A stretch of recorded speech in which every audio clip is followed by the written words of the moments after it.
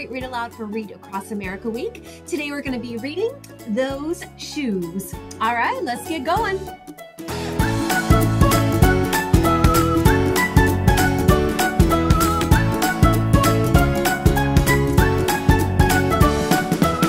Those Shoes by Maribeth Boltz, illustrated by Noah Z. Jones.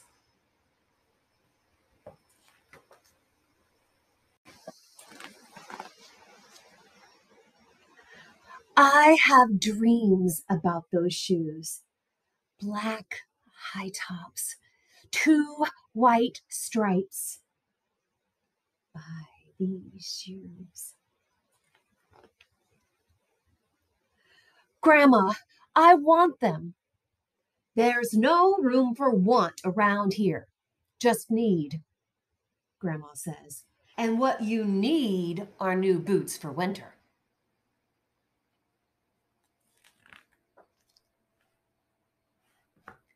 Brandon T. comes to school in those shoes.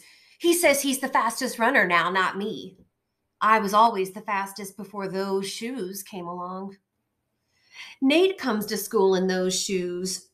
Antonio and I count how many times Nate goes to the bathroom. 7 times in one day, just so he can walk up and down the hall real slow. Next, Alan Jacoby and Terrence each got a pair. Sloppy Joe's, $1. Then one day, in the middle of kickball, one of my shoes comes apart. Looks like you could use a new pair, Jeremy, Mr. Alfrey, the guidance counselor, says. He brings out a box of shoes and other stuff he has for kids who need things. He helps me find the only shoes that are my size. Velcro, like the ones my little cousin Marshall wears. They have an animal on them from a cartoon I don't think any kid ever watched.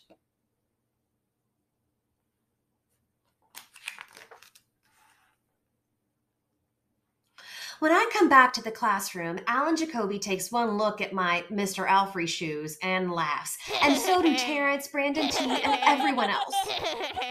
The only kid not laughing is Antonio Parker. At home, Grandma says, "How kind of Mr. Alfrey." I nod and turn my back. I'm not going to cry about any dumb shoes. But when I'm writing my spelling words later, every word looks like the word choose. And my grip is so tight on my pencil, I think it might bust. On Saturday, Grandma says, "Let's check out those shoes you're wanting so much. I got a little bit of money set aside. Might be enough. You never know." At the shoe store, Grandma turns those shoes over so she can check the price. When she sees it, she sits down heavy. "Maybe they wrote it down wrong," I say. Grandma shakes her head. Then I remember the thrift shops. What if there's a rich kid who outgrew his or got 2 pair for Christmas and had to give one of them away? We ride the bus to the first thrift shop.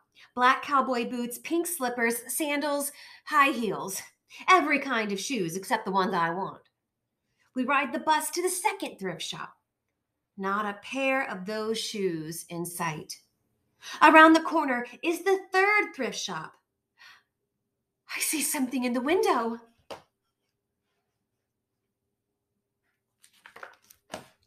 Black shoes with 2 white stripes. High tops, perfect shape, $2.50.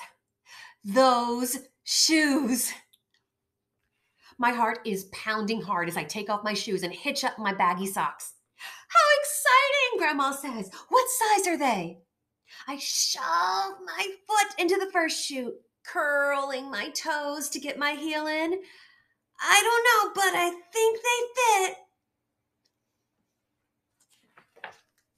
Grandma kneels on the floor and feels for my toes at the end of the shoe. "Oh, Jeremy," she says, "I can't spend good money on shoes that don't fit." I pull the other shoe on and try to walk around. "They're okay," I say, holding my breath and praying that my toes will fall off right then and there. But my toes don't fall off. I buy them anyway with my own money, and I squeeze them on and limp to the bus stop. At home, a few days later, Grandma puts a new pair of snow boots in my closet and doesn't say a word about my too big feet shuffling around in my too small shoes. "Sometimes shoes stretch," I say. Grandma gives me a hug. I check every day, but those shoes don't stretch. I have to wear my Mr. Alfrey's to school instead. One day, during math, I glance at Antonio's shoes. One of them is taped up, and his feet look smaller than mine. After school, I head to the park to think. Antonio was there, the only kid who didn't laugh at my Mr. Alfrey shoes. We shoot baskets. A loose piece of tape on Antonio's shoe smacks the concrete every time he jumps. I think, I'm not gonna do it. We leap off the swings. I'm not going to do it. We race from one end of the playground to the other. I'm not going to do it, I say. "Do what?" Antonio says, breathing hard.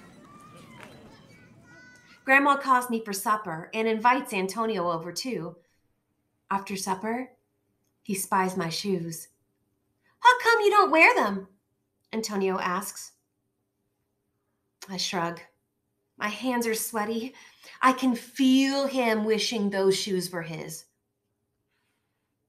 That night, I am awake for a long time thinking about Antonio.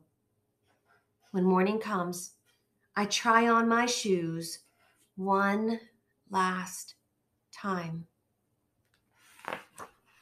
Before I can change my mind, the shoes are in my coat. Snow is beginning to fall as I run across the street to Antonio's apartment. I put the shoes in front of his door, push the doorbell, and run. At school, Antonio is smiling big in his brand new shoes. I feel happy when I look at his face and mad when I look at my Mr. Alfrey shoes. But later, when it's time for recess, something happens. Everywhere there is snow. "Leave your shoes in the hall and change into your boots," the teacher announces. Leave your shoes in the hall. It's then I remember what I have in my backpack. New boots! New black boots that no kid has ever worn before. Standing in line to go to recess, Antonio leans forward and says, "Thanks." I smile and give him a nudge. Let's race!